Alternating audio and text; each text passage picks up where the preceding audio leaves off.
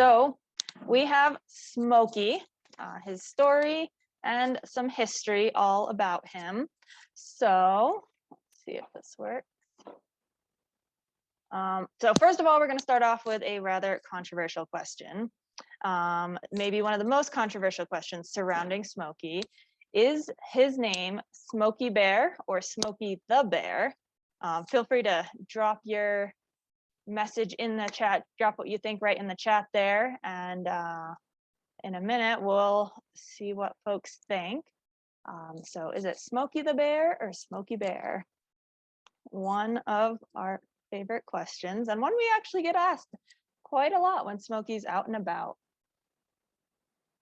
So today we're going to be going over who is Smokey, a little bit of his background. We'll get into the beginnings of fire prevention and how he played in there, a little bit of his life story and timeline. Of course, we've got some fun graphics. Greg and I both picked out ours for our backgrounds, and this one here. So we'll talk a little bit about him in the media and what kind of media he's been in, as well as the story of the real Smokey Bear and his message. And then we'll talk, of course, a little bit about fire management and fire prevention, as that is Smokey's message. So it looks like we got some mixture here. We got Smokey the Bear, Smokey the Bear. Ooh, we've got, I think, mostly Smokey the Bear with a middle name. Well, folks, I hate to break it to you, but Smokey doesn't have a middle name. He is just Smokey Bear. So Smokey Bear did get confusing when Steve Nelson and Jack Rowlands wrote a song about Smokey Bear. Maybe you've heard of it. I think it's really popular in a video by Eddie Arnold singing around a campfire with a bunch of Boy Scouts. And to make the song flow and rhyme and sort of fit better, they put in the, like Winnie the Pooh, for Smokey the Bear, and that popular song kind of popularized Smokey the Bear along with Winnie the Pooh. I mean, they're two little bear cubs rolling around. So with that many fans and that being a popular song, a lot of folks started calling him Smokey the Bear, but really his name is just Smokey Bear. No middle name right there. So I'll hand it off to Greg. Unfortunately, I am not going to sing the song, but I do suggest you look it up on YouTube. There's a pretty great video of them singing it, and it's catchy. It'll be stuck in your head for a little while. Also, fun fact, you can call the San Juan Mountains or the San Juan National Forest. If you get put on hold there, you'll hear it as well. We aren't quite that technologically savvy with our phones to have a fun hold song yet, but hopefully soon. Okay, Greg, I'll hand it off to you. Well, I'm going to put you guys on hold because I want to go listen to that song. I like it. And I'm going to offer for anybody that's on and knows that Smokey Bear song, you can get an additional door prize from the Rio Grande National Forest if you come on and sing it, at least one full verse and refrain for the entire audience. So there's a challenge for you. All right. Well, so our question number 2 is what you're seeing on the screen. Was Smokey Bear wrong? And I'd like to invite you to put all your answers to that question in the chat too. The question really being is were we wrong to go on to this national long-term fire prevention campaign that basically said we don't want to have fires in the forest? Okay. And there's going to be a lot of this, there have been a lot of discussions about that. And I think there's going to be a lot more in the future about, was Smokey Bear wrong? But I want people to understand that as information changes about ecological processes, that we can go ahead and learn, but some things may remain the same and some things change. So I'm just going to pose that question, and throughout the course of the presentation here, I'd like you to just contemplate that question, and we're going to revisit that near the end of the presentation. So let's move on to the next one and go from there. So who is Smokey Bear, right? Hannah didn't put that in this slide because we were thinking that we might keep it a little bit longer away, but Smokey Bear again. No middle name. You're not going to say Easter the Bunny, Santa the Claus, right? Okay. So Smokey was created by the Ad Council, as you guys can see up there, the United States Forest Service, and the National Association of State Foresters. And to this day, those three entities still own the rights, copyrights, and all those other rights to Smokey Bear. And so if you ever wanted to use Smokey for anything like a commercial, great to do, but you would have to get permission from the group of these Ad Council, Forest Service, and NASF folks. And if you wanted to sell products with that on there, you would need to be licensed. And so that's a good thing because they want to keep the integrity of Smokey Bear as a fire prevention icon and keep that message alive. Because as you can see, it's the longest running public service announcement campaign in US history. And another one in the United States, Smokey Bear is the second most recognizable icon. And I'm going to let somebody answer this for me. To who? Come on, unmute your button and tell me who's the first in the United States. Anybody guess anyway? I even gave you the answer before. It's Santa the Claus, right? Yeah, second most recognizable icon in the United States to Santa Claus. So, yeah, and why? Why did we have Smokey? Okay, we wanted to educate the public about what happened when we had unplanned and unwanted human-caused wildfires. And so a lot of things happened as we move forward with this idea of creating this announcement, this message. And so let's go to the next slide, Hannah. So in the early 40s, these groups, and actually the War Council was part of it, because one of the things that they were concerned about is losing some of the natural resources that they were sure would be supporting the effort of World War II. So they wanted to create these messages, and the intent was to liken them to being the enemy. And as you recall, or at least have read, I wasn't around then, but have read that we were a pretty polarized nation then, or non-polarized nation then. We were pretty much on the same page, and we had one big enemy, and that was those people across the sea that were mean. So we set this campaign up. You wanted to be careful with fire and not destroy these things to compromise America's ability to support the war effort. And in response, well, one of the incidents that really pushed this effort is in the early 1940s, incendiary balloons were launched by Japanese submarines on the US Western coast. And Hannah's got here that it said 9,300 balloons were released. And I do know that 2 fires were actually started by those incendiary balloons, and one of them created a fatal incident, which happened in Oregon. So, but the balloons generally didn't do the damage that they were intended to do. One of the reasons why is they launched them at the wrong time. They got them in earlier summer when the West Coast is generally less available to burn. If they had done it in the fall, they might have been a lot more successful with that campaign. So, as you can see, back in 1943, long about when I was born, okay, maybe it was a little later than that, but Disney brought Bambi out for us. We were given Disney on loan, or Bambi on loan, and Bambi really helped get that prevention message launched. But we had to do something now because we only had Bambi for a loan, and that was probably a good thing for both us and Disney. Next slide, Hannah. So in 1944, you basically got your first Smokey art came out. This artist by the name of Albert Staley, and I'll say it the German way, Staley, came in and worked it to where, all right, I'm going to create this message, and we need a fuzzy little icon, just like today nowadays. If it's fuzzy and cute, we're going to get people's attention, right? So Albert made those first graphics, and we started that campaign with those graphics. And then in 1949, when the most current and most known and decorated artist, who was, he worked for the US Forest Service, Rudolph Wendelin, he became the artist for the Smokey campaign until he retired. And oh man, did he do a good job. And I got to tell you, there are like bucket loads of Wendelin artwork out there available for the public to see.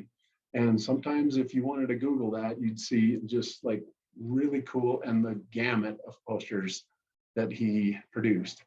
So Smokey taking the lead, and I'm going to back up and show you some posters on the next slide. But in 1950, that black bear cub was found in a fire. Hannah's going to talk a little more about that, but yeah, that created a new wave of Smokey mania back then. So let's go to the next slide, and I'll let you take on with Smokey later.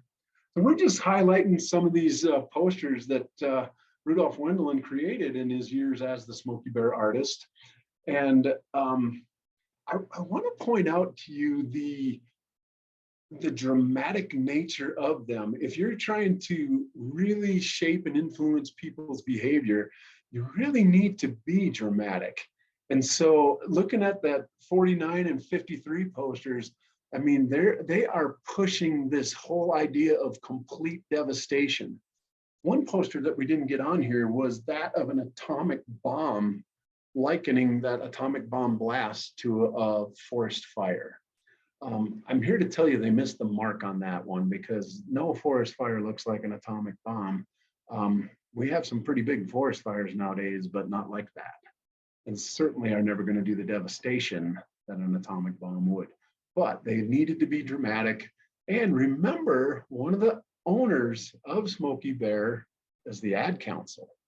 So that's what ad council people do, is they're dramatic, whereas foresters like the NASF and the Forest Service were less so dramatic. So it makes a really nice balance. So one of the things you're also seeing in this is the evolution. You know, Smokey's kind of become, if you remember the last page, he was more bear-like, and now he's coming more human-like over the evolution. And then we get into this computer-generated imagery. Looking at that 2011. But I want to back up a little bit, and I can't remember when it was. Is the late 90s, I think, or maybe the early 2000s, when they created the Smokey and Du Bois campaign. And that was basically reaching out to kind of that rap music crowd. They didn't really gain the traction with those campaigns that they did, so they didn't keep them on very long. I think it was only 1 or 2 years, and then they dropped it. But let's go to the next slide, Hannah. All right.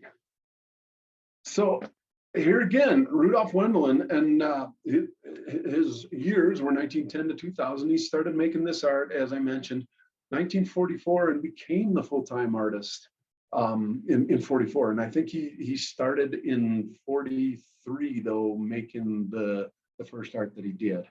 But he had studied architecture and art, and he worked for the Forest Service as an illustrator and a draftsman in 1933.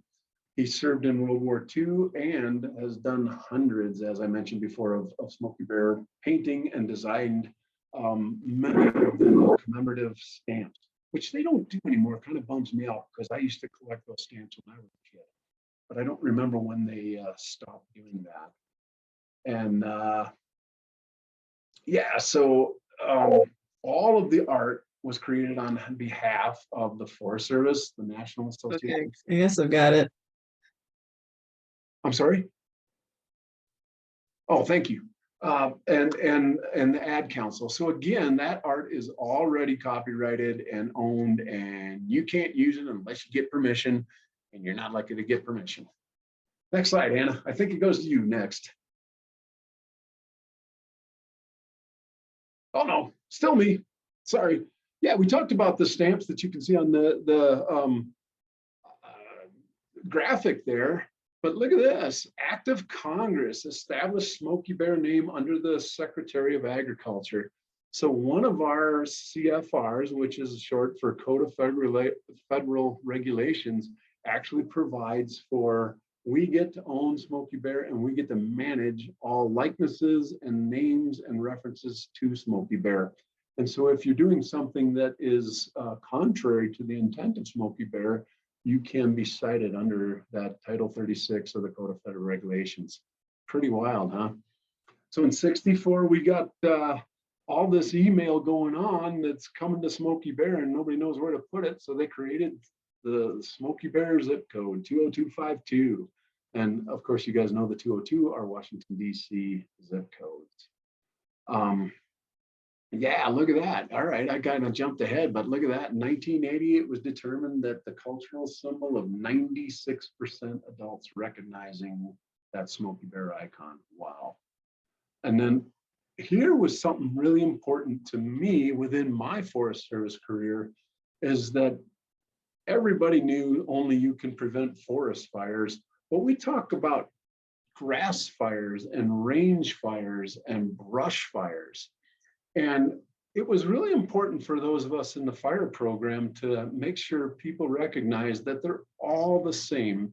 They're a wildfire, and if they're human caused, they're unwanted unless there are planned prescribed burn. So we did make that concerted effort to change from forest fires to wildfires, and I believe it's been a wonderful addition to the Smokey Bear program. And then look at this, Smokey Bear's on Instagram. Yeah, whatever. I don't know. Next one, Hannah.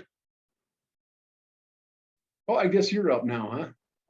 Yeah, this is me. So kind of got Smokey in the media and his story, but as I'm sure many of you know, Smokey was actually also a real bear cub. So he was just a little orphan bear. We got some pretty cute pictures of him. So he was found just south of here in New Mexico. So in 1950, a fire started in the spring in the Captain Mountains of New Mexico. If anyone has any idea what national forest that is, feel free to drop it in the chat. And that fire was spotted from a fire tower. Crews reported it.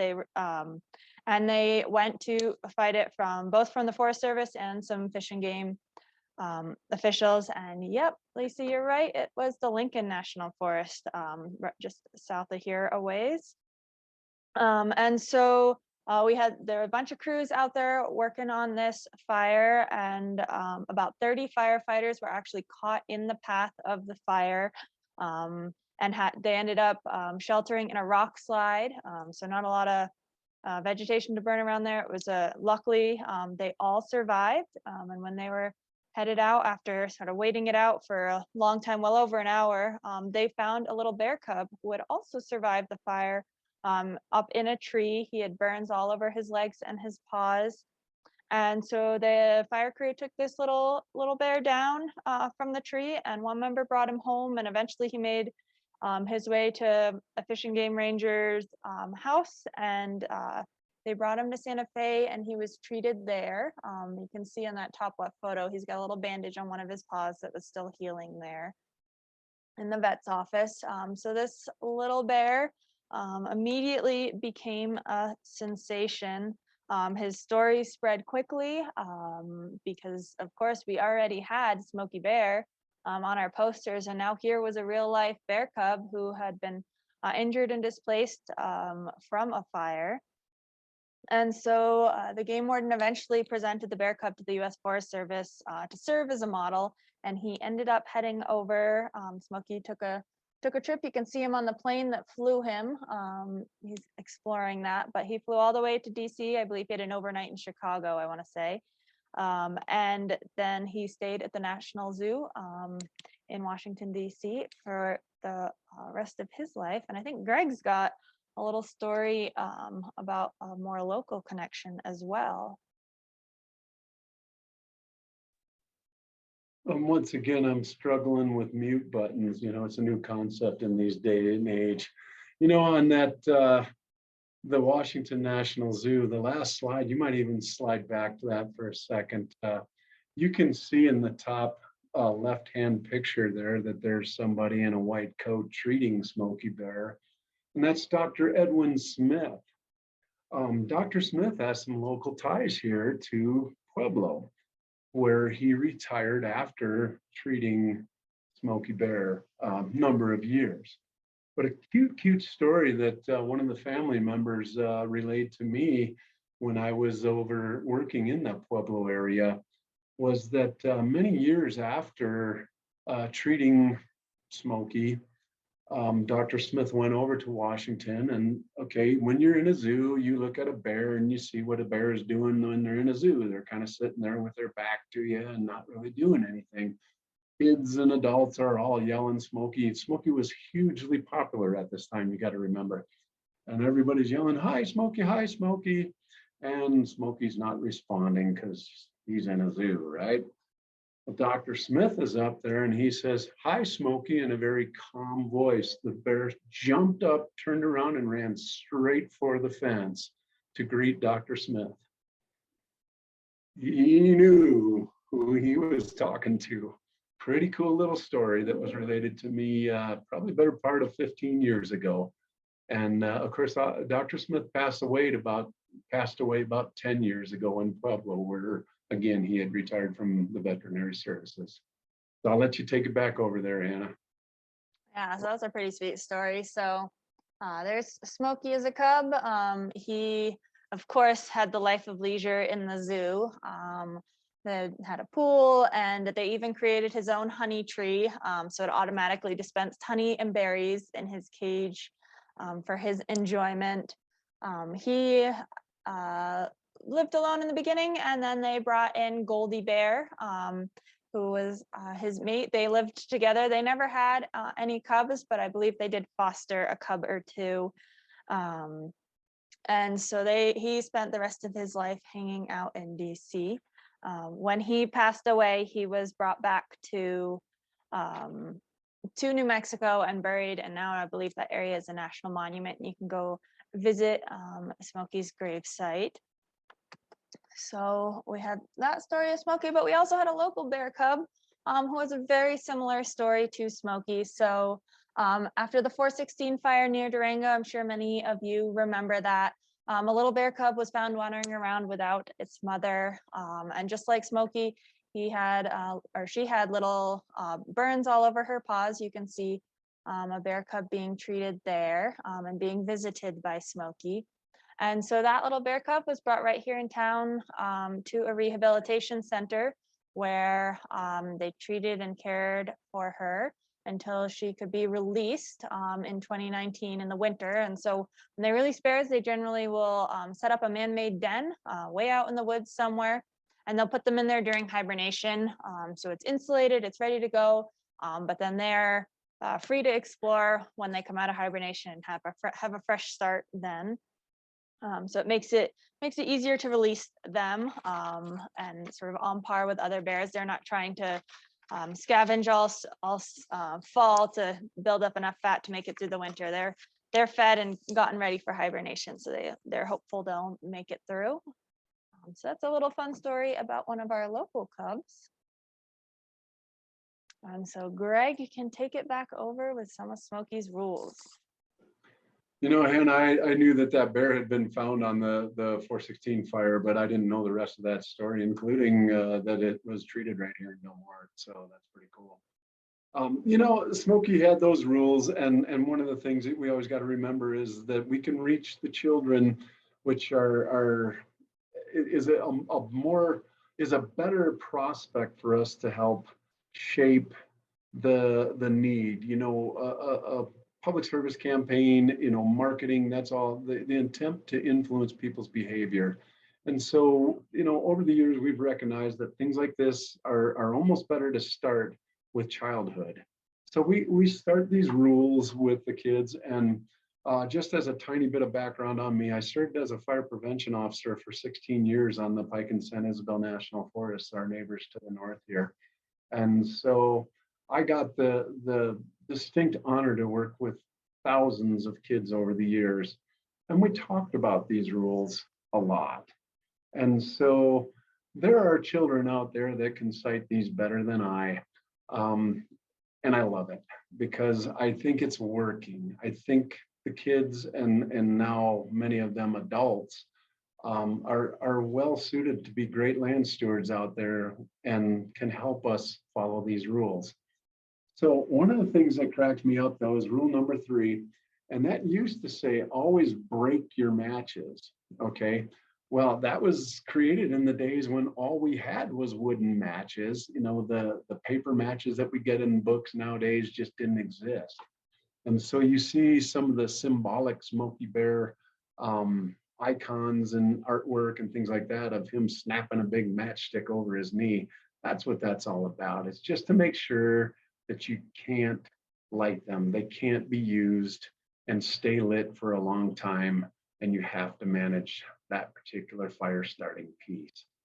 So I'm not going to read all these to you, but I am going to ask about number 5 here. I want to know, and this is one of the things that I would teach the kids over the years, is make sure your campfire is completely out before leaving it. And I'd love the interaction, whether it's on the chat or just breaking your microphone on and telling me what's the best way to put out your wildfire. Pardon me, I said that, your campfire. I said wildfire. I'd rather you guys didn't put out wildfires. We'll let the fire folks do that. Unless you're a fire folk on here, which I think maybe we have one. So what is the best way to put out your campfire? Because we don't ever leave a campfire without extinguishing it. So here's what I talk about with the kids. This is probably the 3rd question. Hey, look at that. Okay, David, you got there with exception of your last 3 words. We've been taught that, cover it with dirt, but drown it, yeah. What I like teaching nowadays is the drown, stir, and feel method, okay? And you should see me when I'm Smokey. Hannah's seen this. She gets to laughing sometimes, and but we get out there and we do the drown, stir, feel. So I take my imaginary bucket and show the kids how to dump it on their imaginary fire. And then I grab my imaginary shovel and I slam it down into the fire and I stir it in within an inch of its life. And I mean, I get these kids going to where they're swinging their hips around and they're giggling and they're stirring it in there. And I tell the kids we're making what we call campfire soup. And of course, all the kids are going, oh, yuck, right? And I'm like, well, don't eat it. Just make sure you make it. And then I say, we got to feel it because we don't know that it's still a fire until we check. And so I get all the kids to start up here with their hands like this. And I say, this is what real firefighters do to make sure a fire is out. We put our hands way high up and then we go down slowly to get to the fire where the fire was. And if it's too hot, we take our hands away because we never touch fire, right? And then, but if it's cold enough to touch, then we know it's out. If it's too hot to touch, which is a common slogan these days, if it's too hot to touch, it's too hot to leave. It's still a fire if you can't touch it. So over on the San Carlos Ranger District in my formidable fire prevention officer years, I would tell people that this is the judge of whether your fire is out. And if you're not seeing me, I've got my hand held up here. And I tell everybody, I'm a wimp. I can't touch anything hot. So don't leave your fire hot. And that is the huge message. Now, somebody brought up dirt, and I see, like, if anybody knows the kids' movies, Paw Patrol, people are always talking about dirt and water and sand. And I'm like, wait a minute. Let's just 86 the whole dirt idea. If you're having a campfire, you should have enough water to put it out. Rule number 1, right? So you got a hot fire, you want to make it cold. Which one's colder, water or dirt? I think everybody knows the answer to that hypothetical question. So what would be better? And here's the reason why. As a long-term fire investigator, I have investigated fires that were covered with dirt. They weren't stirred in. And 5 and 6 days after they were left, the wind blew them out and those hot coals sat there and actually heated that dirt up into a fine powder. The wind comes up, and blows embers out of that campfire ring and starts an unwanted wildfire. And so I'd have you say, if you have dirt, you should use it if that's the only thing you have. If you don't need dirt, don't put it in, because dirt has the option to insulate your campfires. And man, was that a big lecture. Sorry, Hannah, I got into it though. Next slide. Where am I? Okay, I can jump back in here. Thanks, Greg. Sweet. So we kind of have heard Smokies of care will prevent 9 out of 10 forest fires or wildfires, and kind of got some numbers to back that up here. So across the US, about 86% of wildfires are caused by humans. So that's numbers just in the last 2 decades. And round that up, that's 9 out of 10. 90% of or 9 out of 10 fires are started by humans. And so that's part of why Smokey's message is so important to take care. Here in the Rocky Mountain region, so the forest is split up into, country is split up into a couple different regions. In Colorado, we're in the Rocky Mountain region. And so we're doing a little better than the national average. In the Rocky Mountain area, the numbers about 65% of fire starts are started by humans. But if you go look at the area burned, about 83% of the area burned, so how big those fires get are 83% are caused by humans. So part of the reason why our numbers are a little lower than the national average is we get a lot of lightning here compared to some other places, as I'm sure you're seeing. We're lucky when it comes with a lot of rain, but it doesn't always, especially if it's early season. So lightning is pretty much the biggest natural cause of fire other than humans. And so there's a question about what about controlled burns? So we'll get into that, I think, a little bit later, but prescribed burns, so it's like a prescription for the land when you're sick or when you need your health sort of taken care of, you'll get a prescription. So that's much like we do on the land. I don't know if those numbers were taken into consideration here. I'm guessing that Let me answer that one, Greg Hannah. might know the Yes, answer. they Yes, were. they were. Okay. Okay, so a controlled burn depended on, and regardless, I should say, of who started it, if the cause of the fire is listed as that controlled burn, it would be listed under the causes. And as an investigator, I know all these causes. It would be listed as a debris burn, okay, which is a human caused fire. And so that is considered in those percentages that Hannah's showing you on that slide there. And the other thing I would add too is she mentioned that Colorado has a lot of lightning. Does anybody know the first 2 states in terms of lightning occurrence? Give a second here if anybody knows that, but Colorado is one of the top 2. Nothing in the chat yet. I'm going to tell you Colorado is number 2, surpassed by a landslide number. Yeah, Lisa, Florida. They get like 10 times the lightning strikes that we do here in Colorado, and we get 10 times the lightning strikes that the next state does. It's crazy. Yeah. Oh, hubby gets credit. Awesome. Okay. So back to you, Hannah. Awesome, thank you. So we'll go into a little bit about sort of our changing understanding of fire. So we've looked at Smokey and how he's evolved and his message changing from forest fires to wildfires. And so we'll kind of go through a little bit of that. As far back as we know, indigenous cultures across the world have used fire for many of the same reasons we want it today in our prescribed burns, and we want it on the landscape today. So for managing resource, to prevent bigger, larger, more destructive fires, to reduce the buildup of fuels.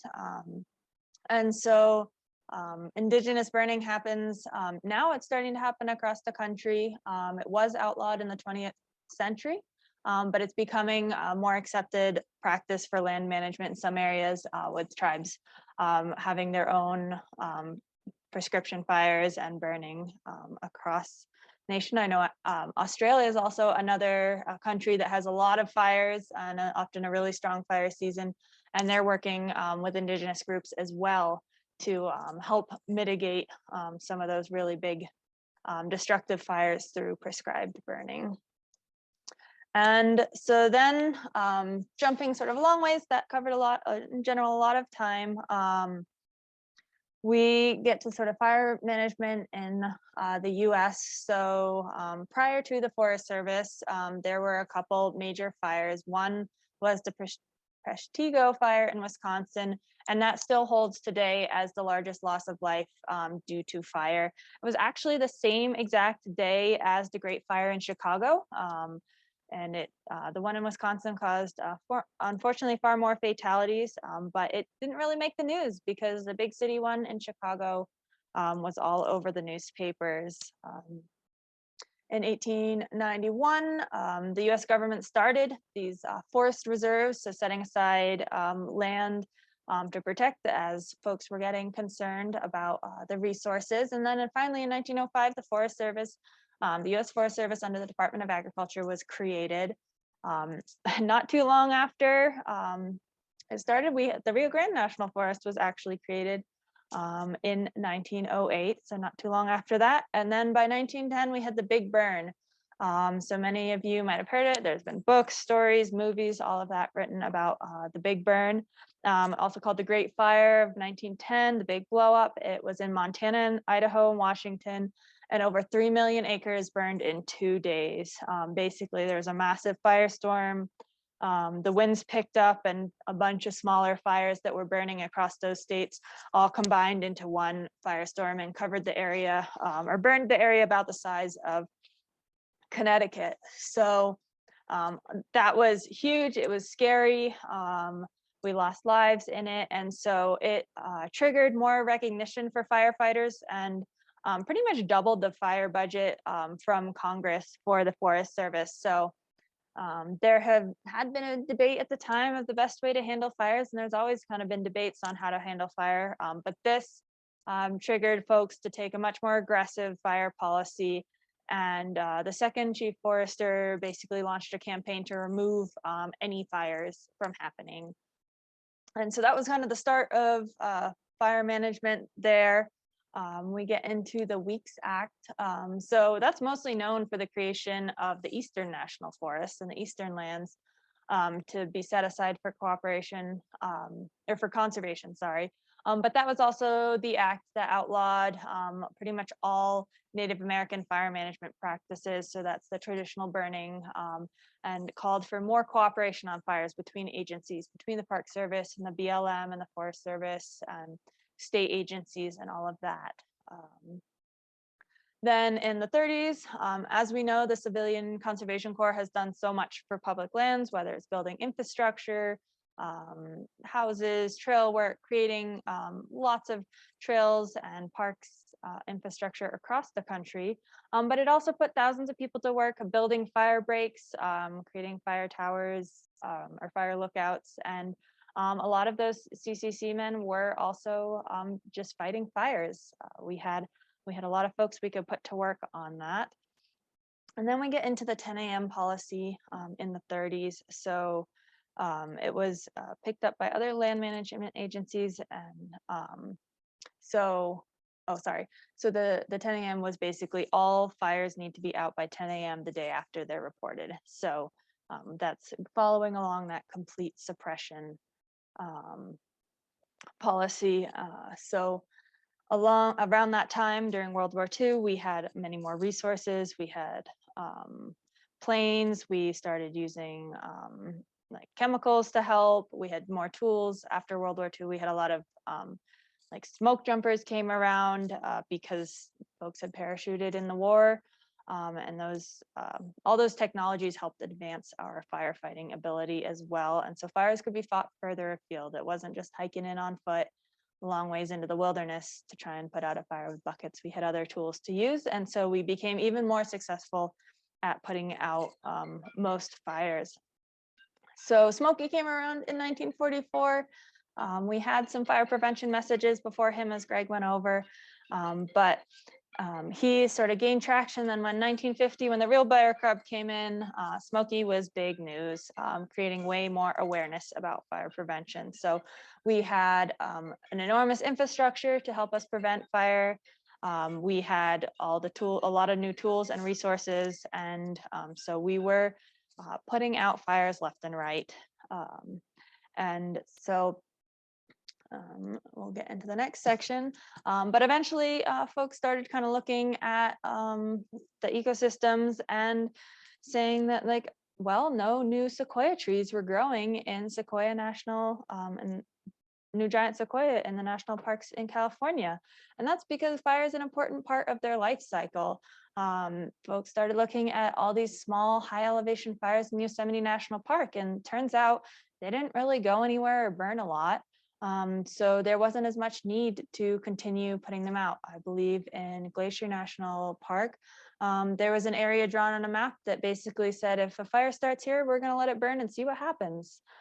So folks started looking into it, started studying it, and realizing that one side of the argument was kind of that it was costing way more to fight fires than the resources we were losing. As Greg mentioned, during World War II and afterwards, we were losing timber, we were losing resources, and that was really bad, everyone thought. But now it was starting to be a pretty big budget for not sure how much we were losing of just the trees and the raw materials there. So that, combined with the need for learning about the need for fire to be on the landscape, started changing our management ideas. So in '64, we had the Wilderness Act, which then allowed, basically it's a untrammeled place where man has no impact, which means that we are not putting out fires there. So in general, fires were allowed to burn in wilderness, which became a great spot to study. And then finally in the 1970s, the Forest Service changed our policy to let fires burn when and where appropriate. So not all the time, not everywhere, but they started allowing more to burn.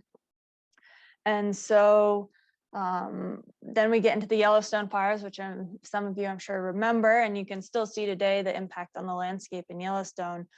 So there was another big fire act that ended up kind of setting back the fire policy a little bit. It was big news. It was scary, burned a lot of area. And so there was more sort of public pressure and pressure from within to help to sort of prevent fires and stop them burning and getting outside of where we wanted them. And then so it's been a change in progress figuring out how to let fire occur, to keep everyone safe and sort of manage all the different aspects of it. We're looking at sort of creating more accountability and establishing like criteria of like when and where to let it burn. In the 90s, we started seeing more development, houses going into places that were previously just forested, and if a fire came through, it maybe wasn't as big an impact to folks. But now we've kind of seen with Boulder and other areas, fires getting closer and closer to towns and developments, which becomes a bigger issue. So we started seeing in the 90s the use of prescribed fire and how that can be beneficial, still having fire on the landscape, but in general, in a way that we can manage it. Not that it's always controlled, but we can kind of say when and where a little more. And then we get into kind of today, where our forest policy, the number one priority, of course, is firefighter and public safety. So that's sort of the biggest influence of when, where, how do we fight these fires. And then we know that wildfire is an essential ecological process on the landscape. And so it'll be incorporated into our planning processes, and all of that will be tied back to our resource management plans that every forest has to kind of look through and figure out what we need on the landscape and how to do it safely is the biggest thing. So we've had a really big shift, even from way before and from when Smokey came in, over time, to look at how fire is on the landscape. So Greg will go just a tiny bit more into why fire we want fire on the landscape. Yeah, thanks, Hannah. And just going back, Hannah's last slide showed us that in the 70s, the late 60s and 70s, the land managing agencies actually learned that the full suppression idea of wildfires was not a good idea because there was too much ecological benefit to, and not even benefit so much as we were altering ecological processes. And she said, hey, we're doing this and we're having more managed fires, which means we weren't immediately putting them out, allowing the fire to do some good in the landscape. But that was a real nice concept, more than it was practiced. And basically, we have two forests in the United States that really embraced that concept way back in the 60s and early 70s, and that's the Gila National Forest down south of us, and the Nez Perce Clearwater, which is a joint forest up in Idaho. And basically, they've been the forests that have been doing this for 50 years, and they've got 50 years of forests that have all kinds of fire, different fire imprints from large fires, small fires on an annual basis. And they can talk real intelligently about these key concepts of fire ecology, cycling nutrients, and learning about the plants that actually are called what we call fire adapted species. And the fire adapted species, all that means is that the species survival, not an individual plant, is dependent on fire. So for instance, ponderosa pine, most of those we call in the fire history, or what the term we use is fire return interval. Most of those ponderosa forests that we're going to find have between 5 and 25 years of a fire return interval. That means in the very spot that you'd be standing on the forest would see fire every 5 years, maybe every 25 years, but somewhere in that. But even in our human lifetimes, each place could have seen fire as much as 7 or 8 times in our lifetime. And what that did is it was a natural pruning process, and it taught those trees to build really thick barks. If you ever seen a ponderosa, you'll know exactly what I'm talking about. And if you've seen a healthy ponderosa forest, you'll know that the lower lying limbs are quite a bit higher because they've been naturally pruned by low intensity wildfires on the ground, burning the needles and the grasses and the litter that's fallen down from the trees. So that's how those species are surviving. The lodgepole pine is a prime example of one where they have what's called a serotinous cone. That's a pine cone that's really tight in nature, not a traditional pine cone that you see. It's open up with the little flakes and you can look in and see the seed bed. The lodgepole pine has that serotinous cone that only opens when the cone is subject to heat from wildfire. And when it does, it allows the seeds that were internal and dry and ready to go to drop down in a nutrient bed of all the ash, which makes it much easier for a seed to germinate. And that's what you saw when Hannah referenced the Yellowstone fires. You saw a complete explosion of lodgepole pine up in that forest ecosystem. It's crazy to visit it every 5-10 years like I have been, to see these now 30-year-old fire with 30-foot trees in that high elevation, which most lodgepole forests won't even remotely grow that fast, 5 to 7 inches a year. And they're growing a foot a year up there now because the canopy's been opened up. So these species, many species, have some reliance on fire for survival. So I'm not going to continue to go into that more in the interest of time, but fire ecology is an amazing field. And if you want to talk more, I invite you to call me directly and I can give you all kinds of other concepts too. So let's go to the next slide, Hannah. Yeah, I'm sorry, I didn't go to the next slide on my book here. I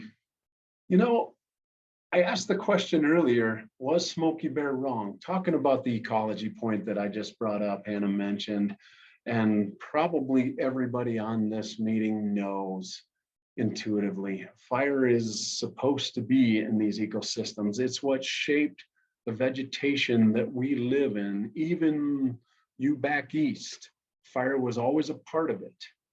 And so the question was Smokey Bear wrong? Was Smokey Bear wrong to tell us that we should prevent these wildfires from happening? I'm going to argue on the side of no, Smokey Bear was not wrong, and his message is just as valid today as it was 78 years ago, or even more valid. The reason being is back then we only had 200 million people. Now we have 330 million people, and more people are living in areas that are wildfire prone and they're at risk. And do we want any of these, and the keyword is on your screen, unwanted wildfires? No way, man. We all need to work together and prevent those unwanted wildfires. Have the fires in the right places at the right times under the right circumstances. But Smokey Bear's message is alive and well today, and we do need this campaign. Jawohl. All right, Hannah, I think that's our last slide, maybe. Oh, questions, here you go. Yeah, fireweed. Talk about Allison and talk about the fireweed. One of the first responding plants in a post-wildfire environment. Really, really cool plants too. You don't know where they are, but all of a sudden the fire comes and there they are within weeks. Neat. How about it, anybody? Questions, comments? Oh, I do want to go back. Who was it? Bruce said, what about Texas? And so check this out. I'm putting it in the chat. And oh, how do I do that? There we go. So I looked it up because you put that thing in there. And here's the 2021 leading states of fire information, of lightning occurrences. And Texas is, in fact, way up on top. Coastal influences, I'm sure. Florida is second by a landslide down. Colorado's not even on the list that's on that website. So you can all take a look at that. I expect that may have changed. I expect maybe I had that information wrong. And for that reason, I'll say I'm sorry about that. Lightning is a huge, regardless though, lightning is the primary fire starter in Colorado. So let's go back to questions, comments. And feel free at this point to go ahead and unmute or type something in the chat. Arguments. Let's have a discussion here.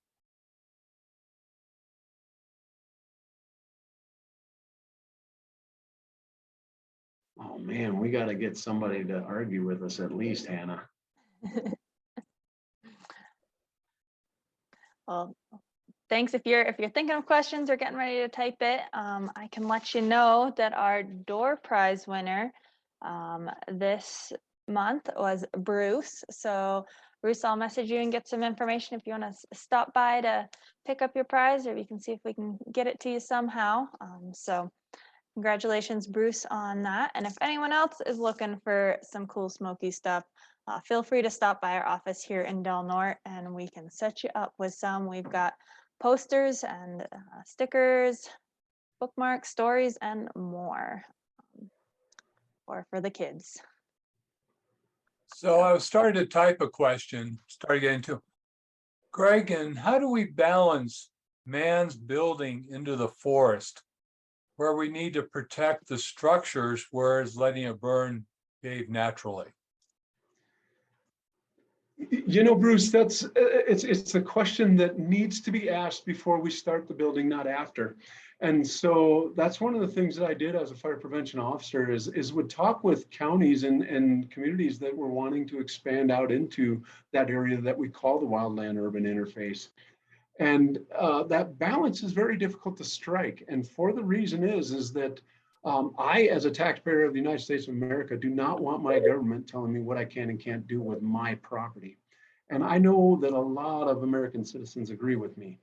But if you're going to build in an area that is wildfire prone and build with at-risk materials, with not conducting any kind of exercises to protect your communities and your homes, then I say you alone bear that burden of whatever happens when that inevitable wildfire comes. Because let's face it, like I said before, every single ecosystem here in the United States has an element of natural fire going back thousands of years in it.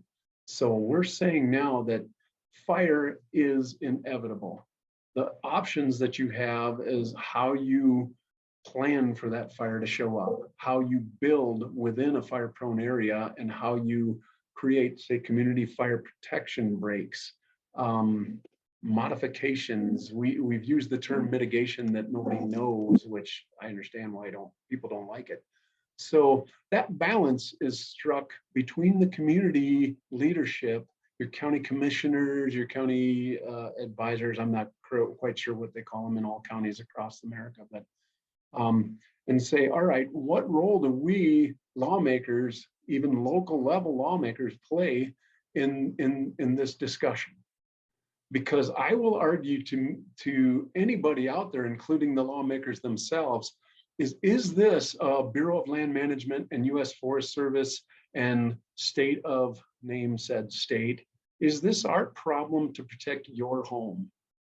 I have no enabling legislation that allows me to fight fire on your property. Okay. Why should I, for that matter? Okay. If I'm in charge of the Rio Grande National Forest, I should be planning for the fires and managing the fires on that.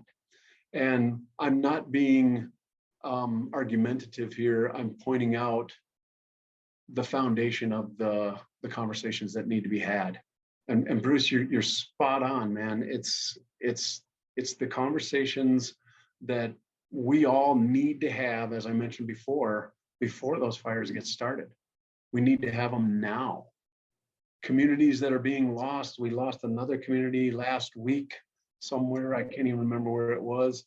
And my heart goes out as a fire prevention officer. My heart goes out to those people so bad. Sometimes I even literally start crying, because it's all preventable in my eyes, all of it. But we never had those conversations that you're talking about. Don't think that was really an answer, but it certainly was a response, huh? Yeah, thanks, An Greg. interesting question and challenge in our world today. Yes, it is. Very much so. And again, I think the bottom line is that, do we as community members expect our fire departments to be there for us under those extreme circumstances when me as a firefighter, I'm like, I'm not going there. I'm not sending my people in there. Yeah. Yeah, thanks, Greg.